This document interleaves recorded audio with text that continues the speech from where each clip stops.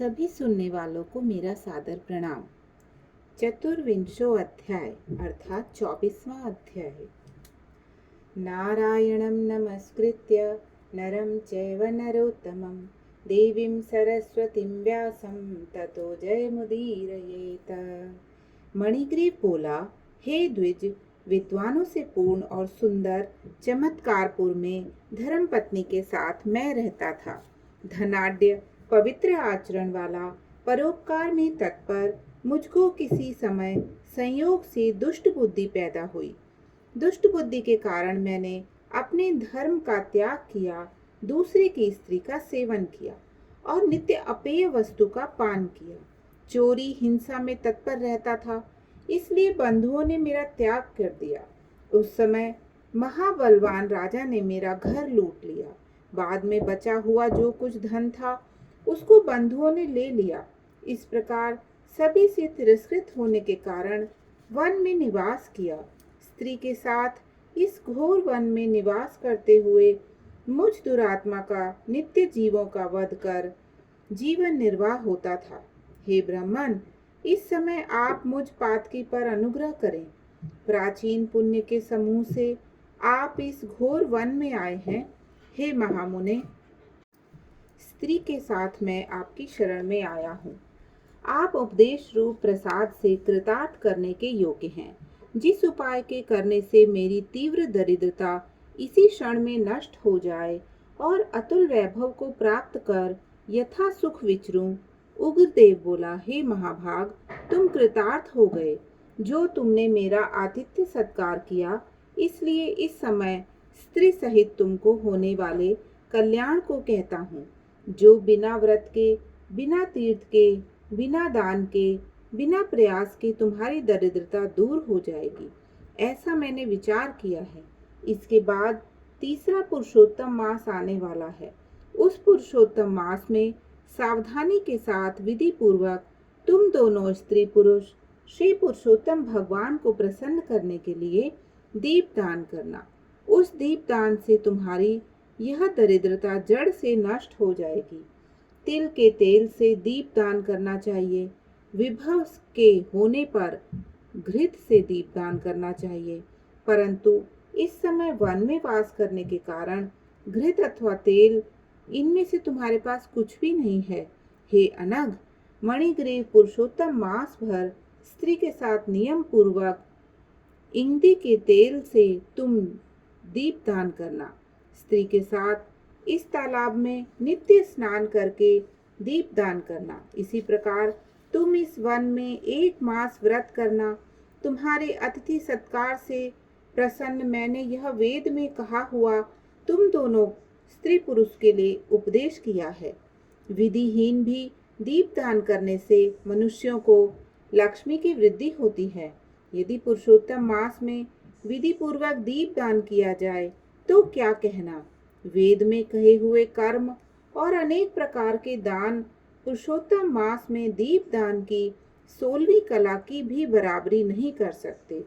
समस्त तीर्थ, समस्त शास्त्र पुरुषोत्तम मास के दीप दान की 16वीं कला को नहीं पा सकते। योग, दान, सांख्य समस्त तंत्र भी पुरुषोत्तम मास के दीप दान की 16वीं कला को नहीं पा सकते।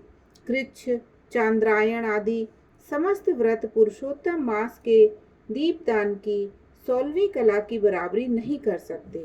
वेद का प्रतिदिन पाठ करना, गया, श्राद्ध, गोमती नदी के तट का सेवन पुरुषोत्तम मास के दीपदान की 16वीं कला की बराबरी नहीं कर सकते। हजारों ग्रहण, सैकड़ों व्यतिपात पुरुषोत्तम मास के दीपदान की 16वीं कला की बराबरी नहीं कर सकते। कुरुक्षेत्र आदि क्षेत्र, श्रेष्ठ क्षेत्र, दंडक आदि वन पुरुषोत्तम मास के दीपदान की 16वीं कला की बराबरी नहीं कर सकते। हे वत्स, यह अत्यंत गुप्त व्रत जिस किसी के कहने लायक नहीं है। यह धन, धान्य, पशु, पुत्र, पौत्र और यश को करने वाला है। वंध्या स्त्री के बांझपन को नाश करने वाला है और स्त्रियों को सौभाग्य देने वाला है। राज्य से गिरे हुए राजा को राज्य देने वाला है और प्राणियों को इच्छानुसार फल देने वाला है।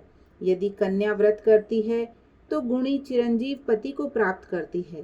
स्त्री की इच्छा करने वाला पुरुष सुशीला और पतिव्रता स्त्री को प्राप्त करता है। विद्यार्थी विद्या को प्राप्त करता है। सिद्धि को चाहने वाला अच्छी तरह सिद्धि को प्राप्त करता है। खजाना को चाहने वाला खजाना प्राप्त करता है। मोक्ष को चाहने वाला मोक्ष को प्राप्त करता है। बिना विधि के, बिना शास्त्र के जो पुरुषोत्तम मास में जिस किसी जगह दीपदान करता है वह इच्छानुसार फल को प्राप्त करता है।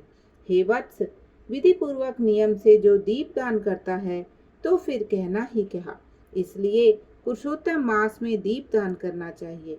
मैंने इस समय यह तीव्र दरिद्रता को नाश करने वाला दीपदान तुमसे कहा। तुम्हारा कल्याण हो। तुम्हारी सेवा से मैं प्रसन्न हूँ। अगस्त मुनि बोले, इस प्रकार वह श्रेष्ठ ब्राह्मण मन से 2 भुजा वाले मुरली को धारण करने वाले श्री हरि भगवान का स्मरण करते हुए प्रयाग को गए। वे दोनों अपने आश्रम से उग्रदेव के पीछे जाकर उनके पास कुछ मास पर्यंत वास करके प्रसन्न मन हो दोनों स्त्री पुरुष उग्रदेव को नमस्कार कर फिर अपने आश्रम को चले आए। अपने आश्रम में आकर भक्ति से पुरुषोत्तम में मन लगाकर ब्राह्मण की भक्ति में तत्पर उन दोनों स्त्री पुरुष ने 2 मास बिताए। 2 मास बीत जाने पर श्रीमान पुरुषोत्तम मास आया। उस पुरुषोत्तम मास में वे दोनों गुरु भक्ति में तत्पर हो दीपदान को करते हुए आलस्य को छोड़कर वे दोनों ऐश्वर्य के लिए इंगुदी के तेल से दीपदान करते रहे। इस प्रकार दीपदान करते उन दोनों को श्री पुरुषोत्तम मास बीत गया। उग्रदेव ब्राह्मण के प्रसाद से शुद्धांतःकरण होकर समय पर काल के वशीभूत हो इंद्र की पुरी को गए। वहां होने वाले सुखों को भोग कर पृथ्वी पर भारत खंड में उग्रदेव के प्रसाद से श्रेष्ठ जन्म को उन दोनों स्त्री पुरुष ने धारण किया। पूर्व जन्म में जो तुम मृग की हिंसा में तत्पर मणिग्रीव थे, वह वीरबाहु के पुत्र चित्रबाहु नाम से प्रसिद्ध राजा हुए। इस समय यह चंद्रकला नामक जो तुम्हारी स्त्री है, वह पूर्व जन्म में सुंदरी नाम से तुम्हारी स्त्री थी। पतिव्रत धर्म से यह तुम्हारे अर्धांग की भागिनी है। जो स्त्री पतिव्रता होती है वे अपने पति के पुण्य का आधा भाग लेने वाली होती है। श्री पुरुषोत्तम मास में इंगदी के तेल से दीपदान करने से तुमको यह निष्कंटक राज्य मिला है। जो पुरुष श्री पुरुषोत्तम मास में घृत अथवा तिल के तेल से दीपदान करता है तो फिर कहना ही क्या है। पुरुषोत्तम मास में दीपदान का यह फल कहा गया है, इसमें कुछ भी संदेह नहीं है। जो उपवास आदि नियमों से श्री पुरुषोत्तम मास का सेवन करता है तो उसका कहना ही क्या है। वाल्मीकि मुनि बोले, इस प्रकार अगस्त मुनि राजा चित्रबाहु के पूर्व जन्म का वृतांत कहकर और राजा चित्रबाहु से किए गए सत्कार को लेकर तथा अक्षय आशीर्वाद देकर चले गए। इति श्री बृहद नारदीय पुराणे पुरुषोत्तम मास महात्म्ये श्री नारायण नारद संवादे दृढ़धन्वोपाख्याने दीप महात्म कथनम नाम 24 अध्याय। जय जय नारायण नारायण हरि हरि। स्वामी नारायण नारायण हरि हरि। तेरी लीला प्रभु है न्यारी न्यारी हरि हरि। तूने संकट टारे भारी भारी हरि हरि। जय जय नारायण नारायण हरि हरि। बोले श्री नारायण भगवान की जय।